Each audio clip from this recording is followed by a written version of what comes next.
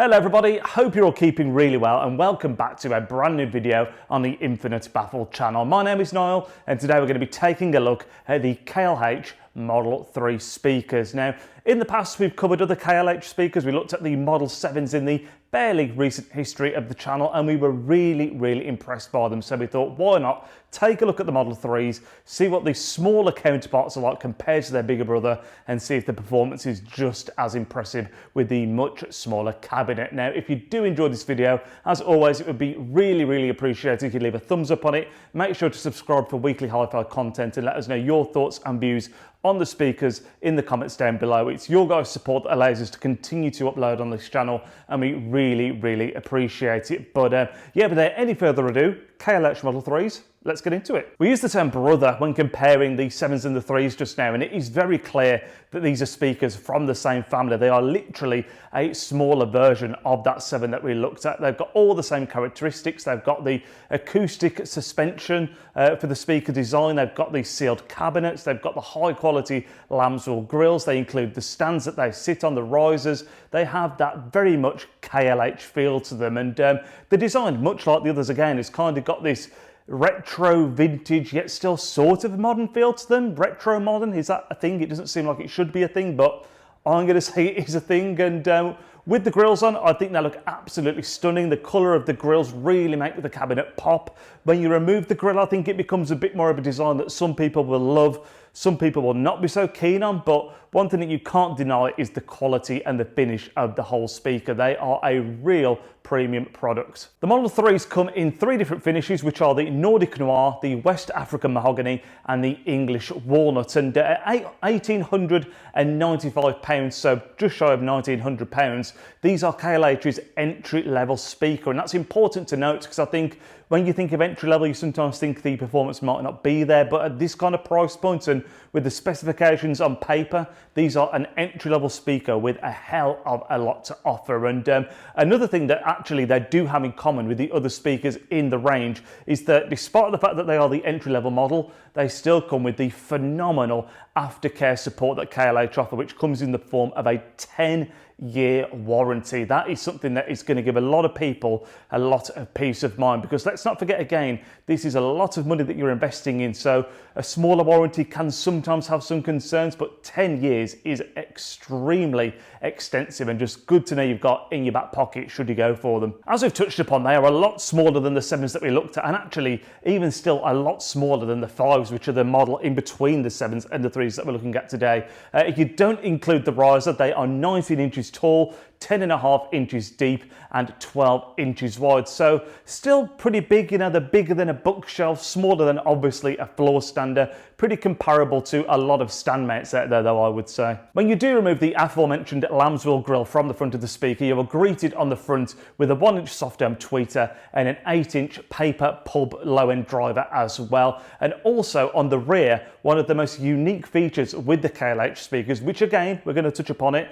is also featured in the 5s and the 7s as well, the bigger brothers. You have the frequency adjustment dial as well, which is really a standout feature for me with KLH, because not only do you have the sealed cabinets, which are going to make them easy to put up against a wall, you have the adjustment with the frequency on the back, which means they should be really easy to get into a lot of different spaces and kind of tailor the sound to your need, which makes them a super flexible choice. I think if you were to just glance at some of the tech specs behind the Model 3s, some of the first things that are going to jump out to you would be the frequency response range, which is between 46 and 20,000 hertz, and also the peak SPL performance, which is 108 dB. Both of those figures pretty impressive, I would say, for the size of the cabinet that KLH are working with here. KLH do recommend an amp with a power between 30 to 150 watts. Obviously, you're going to want to be kind of middle to higher end of that to really be maximizing performance and control of the speakers.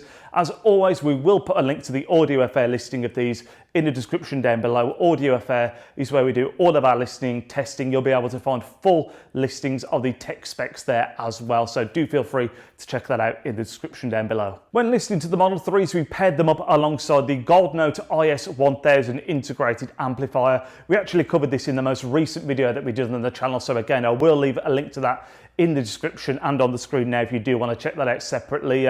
We chose this because A, we had been testing it recently, so it was just there and available, but more importantly, the power that it's got built into it means that it should really be able to maximize the Model 3s. We're talking 125 watts of power. That's into 8 ohms, so going into the 6 ohms of the Model 3s, you're looking closer to the 150 watt mark, which puts them right at the sharp end of that recommended range by KLH. Also, our previous experience with KLH speakers, generally speaking, felt like they would really lend themselves to a Class AB amplifier like the Gold Note. That combination of the detail, the rich sound, the warmth, in theory, should be a match made in heaven, which was also a big consideration when pairing the two together. KLH as a brand are straight out of Massachusetts in the USA, and I do think when people think of American hi-fi, there's often a bit of a common misconception where you think of them as they're going to be bright, punchy, a little bit over the top in their presentation, but that, as we discovered in the other models that we've listened to, is not the case at all with KLH. We did all of our listening via the kind of streaming side of things with the Gold Note, so using Tidal Connect and Spotify Connect, and the first thing that really jumped out to me with the KLH speakers, and I had this same feeling when listening to the other models as well, is that they're definitely a speaker that's designed and tailored with music in mind. I mean, I'm not saying that you couldn't use these in an AV kind of system, but I think you'd almost certainly need the support of a subwoofer if you were to do so, and I think they're definitely, you know, the soundstage and the way the detail all comes across, they are definitely a much more musical speaker rather than an AV tailored one. And that can be both a blessing and a curse, because there are definitely people out there that want a speaker that can do both sides of these things really well, speakers that can do music and AV and juggle them both really nicely. So Kef would be a really good example of that. Dali would be a really good example of that. But I do think there are a lot of people out there that want a speaker that's going to be exclusively for music. So when you have something like the KLHs here that are tailored to that kind of system, it really means you're getting the maximum out of them, should that be the kind of system that you're using them in. The first thing that really jumped out to me and made me think about this kind of musicality of the sound, rather than, you know, being something that's suitable for movies and films, is the low end just doesn't go super deep, and the bass extension isn't next level. I mean, they're a smaller cabinet, and undoubtedly they are well designed for a smaller kind of to mid-sized space rather than a really big room. But because it doesn't quite dig out the troughs of the really low lows, I just don't think it's going to be as suitable for that kind of AV system. But don't let that make you think, sorry, that the bass isn't good, because it is. It's just a very different type of bass. It's a more tight, precise kind of bass that's really accurate, which again, I think in terms of timing and musicality is absolutely brilliant, but again, just doesn't lend itself to watching like an action film, for example. The precise nature of the bass actually really lends itself well to the overall presentation and sound signature of the threes, which is kind of a detailed yet still very warm and rich presentation, which again is what gives me the real musicality, musical vibe that I get when I listen to them. They're definitely something that you could use in a studio kind of setting. They're definitely something that I think if you're listening to vinyl especially, you're going to really get a lot of warmth from these and just be able to pick out different levels of instrumentation, really feel the kind of performance that you're listening to, as opposed to something that's a bit more clinical, so to speak. They've just got this real kind of analog warmth about them that is just so easy listening, and yet still very rich and very detailed. And that is sometimes a partnership that you don't always see. Sometimes rich and detailed especially can often be the enemy of something that's easy to listen to. It can sometimes make them fatiguing, but that just is not the case here at all. One thing that I will say is that when it comes to the overall presentation of a speaker, you guys that have watched the channel for a long time will know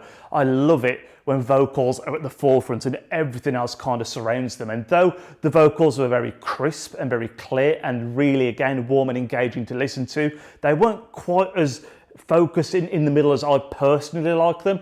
I actually think the overall sound signature is one that I think more people, the masses, would prefer rather than what I prefer personally. It's a much more balanced presentation, as I say, where you can kind of pick out everything and everything seems to get equal kind of treatment rather than favouring the vocals and really pushing them right out to you, which again isn't something that I personally like the most with my presentation, but I do think it's something that the majority of people out there would prefer.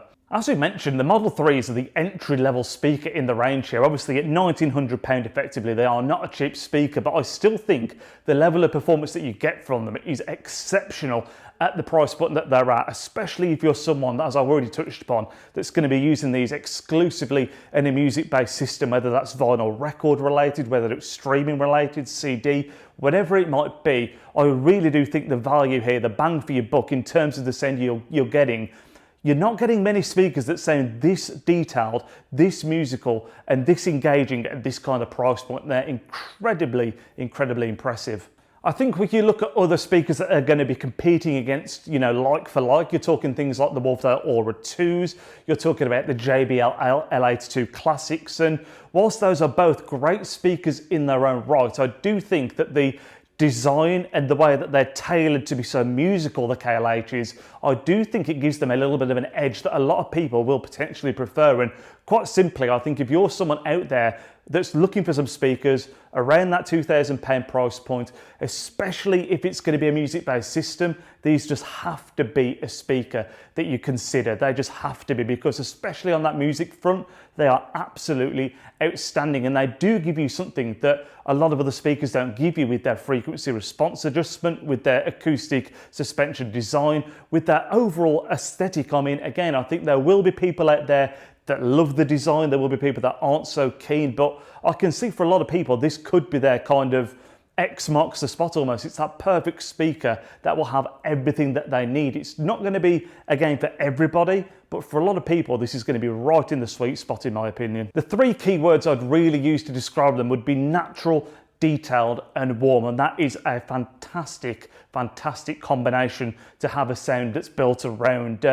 I do think that, again, there is the drawback. If you're looking for an AV style speaker, probably not going to be for you. If you're looking for a speaker that's potentially a bit more like a modern floor stander or a modern bookshelf, because let's not forget, because of the size of them, it could be one that's kind of too small for one room but also too big for another, if that makes sense. There are a couple of drawbacks. They're not a perfect speaker, but for some people out there, a perfect speaker is exactly what I think they could be. And this is the beauty of hi-fi. Let's not forget, everybody's different, everybody's got different ears, everybody's got different systems and different rooms, and I do think these will tick a lot of boxes for a lot of people's systems potentially. I'd love to hear your thoughts on them in the comment section down below. We've reached that point of the video. Obviously, the Model 3s aren't a new speaker. They've been on the market for a long time, so I imagine there's a lot of you out there that have had a chance to hear them in the past, and I'd love to know how you found them. Did you find them equally as warm, rich and engaging as myself, or were you a bit more underwhelmed? I think with the Gold Note,